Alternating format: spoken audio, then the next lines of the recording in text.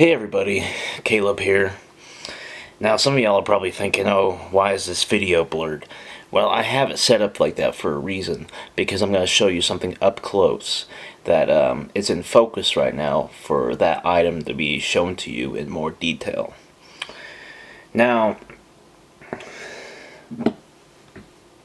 not too long ago, I uploaded a couple videos.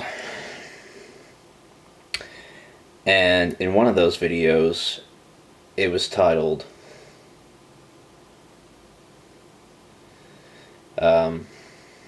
Searching for Mushrooms at Lake Alice Trail.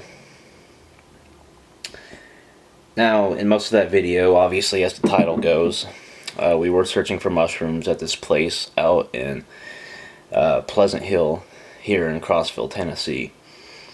Actually, Pleasant Hill is technically its own little town with its own zip code and all that, but it's not too far out from Crossville. It's pretty much right there. It's practically attached to it. Now, in that video, I shared a couple of interesting things that we found, one of which being a jawbone, and in that video, Jack is also talking about fossilized tree bark. Now, what I'm making a video about now is not the fossilized, is not about the rock that I showed at the end of the Searching for Mushrooms video, but it's in fact the jawbone, because I have done some research, but I also need a little bit of opinions, or if you know more about it, to give me information. Now, as you can see, the size of the jawbone, it's about the size of my left hand. And in my opinion, I have an average sized hand. It may seem a little small to some. I think it's just because of my fingers are a little bit shorter. My hand's a little bit wider, but if you look here, it's about an L shape if I put it up like this. Now, I did some research, like I said, and when it came to jawbones of this structure, in relevance to animals that are in East Tennessee or have been in East Tennessee, the two closest animals I could find to a jawbone like this in the research I did were either a bison, and I don't believe in any of East Tennessee we have any bison.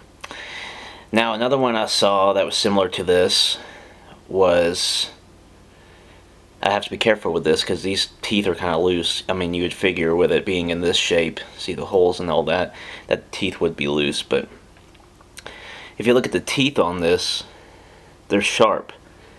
Kind of like a carnivore kind of look. About as close as I can get.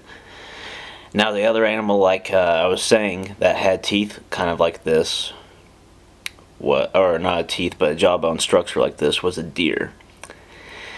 And in my personal opinion, I have never seen a deer's teeth. And I would think that since they are based on a veggie diet, a plant-based diet, that they would have more flat teeth.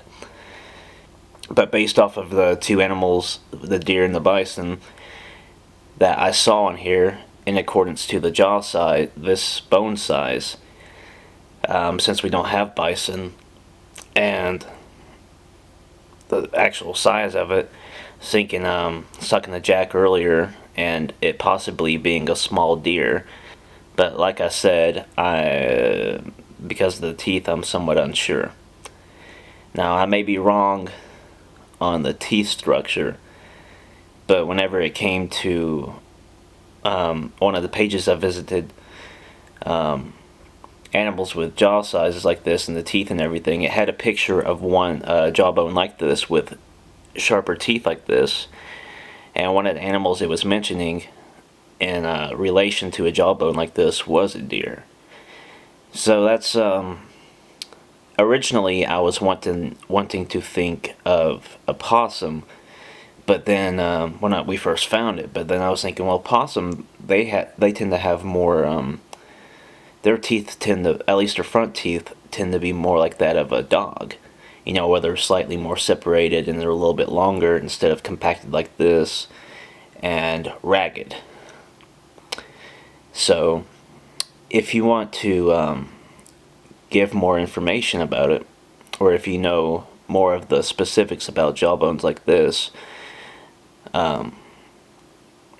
comment below, if you will.